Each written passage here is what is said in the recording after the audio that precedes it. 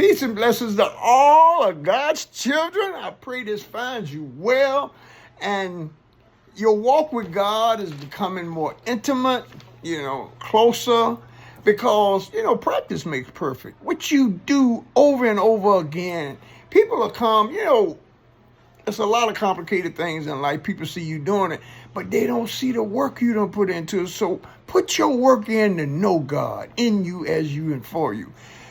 Proverbs 8 is a proverb written by Solomon concerning wisdom. Proverbs 7, Solomon speaks of a woman of carnal, lower nature. As a matter of fact, Proverbs 7 is titled the harlot. Proverbs 8 is wisdom. But here's the bonus, and this is what I want to talk about today. Proverbs 8 verses 22 through 31, King James Version. Excuse me.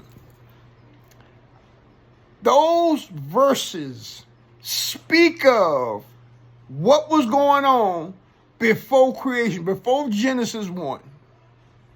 Check me out now, I'm going to read it. Proverbs 8:22, King James Version of the Bible. Thus the word of the Lord reports. The Lord possessed me in the beginning of his way, before his works of old. Speaking about Genesis chapter 1. I was set up from everlasting, from the beginning, or ever the earth was. When there were no depths, I was brought forth. When there was no fountains abounding with water. Before the mountains were settled, before the hills was I brought forth, while as yet he had not made the earth, nor the fields, nor the highest part, or the dust of the world. All right? When he prepared the heavens, I was there. It's in the book. Now, I didn't write it in there. When he set a compass above the face of the depth. When he established the clouds above. When he strengthened the fountains of the deep. When he gave to the sea his decree that the waters should not pass his commandment. When he appointed the fountains of the earth. Then I was by him as one brought up with him. And I was daily his delight. Okay. Rejoicing always before him, rejoicing in the habitable part of his earth, and my delights were with the sons of men. Now hold them up. This is before any creation. Genesis, darkness, they call those the primordial waters. All right. From this, now let me add something else in here too. Now we have all this technology. Everybody got a platform. People talking about the Nag Hammadi Library, the Dead Sea Scrolls, the Gnostic Gospels, Gnosis, and all this. Listen, no, I'm not trying to stroke myself. I was studying this stuff here 40, 50 years ago. The Gnostic Gospels. I was in prison and locked up most of the time. And rather than going crazy, I read books, I studied, I meditated. I went into the Word, I studied different versions of the Bible. And let me tell you something. This Bible, as we know it, has been edited. I mean, right now, how many versions do you have? So, the actual Word of God is ineffable. It's beyond mistake, it's without error.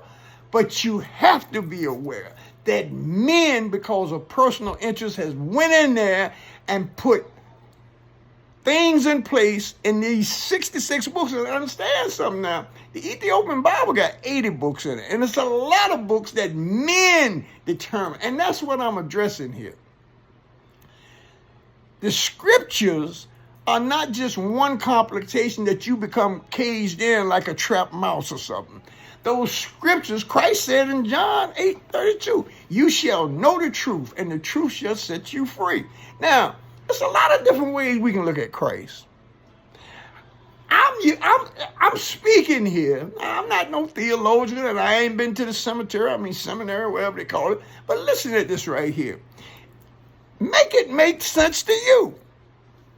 These scriptures, wisdom, who apparently the primordial waters and the darkness and all that, she was around there. Wisdom's always been here. As a matter of fact, the Hebrew word for wisdom is Hokmah, H-O-K-A-H.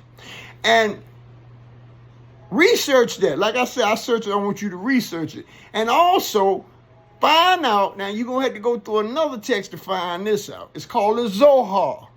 That's where you find the word Shekinah glory, or the divine feminine, as everybody talk about here. See, this is why I'm trying to address it. You cannot let small-minded people confine you in your search and your pursuit of following the Spirit of God. I'm just saying that.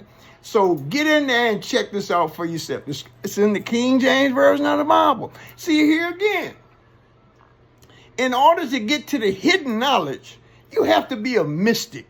And no mystic is going to remove. This is why this stuff is still apparent here, even after the Council of Nicaea, King James, and the Catholic Church, and all these other people who see religion as a business. They have a vested interest in keeping you behaviorally modified to be compliant to their wishes. Peace and blessings to all of God's children. I pray you find elevation, and as Christ said in John 8:32, you shall know the truth, and the truth will make you free.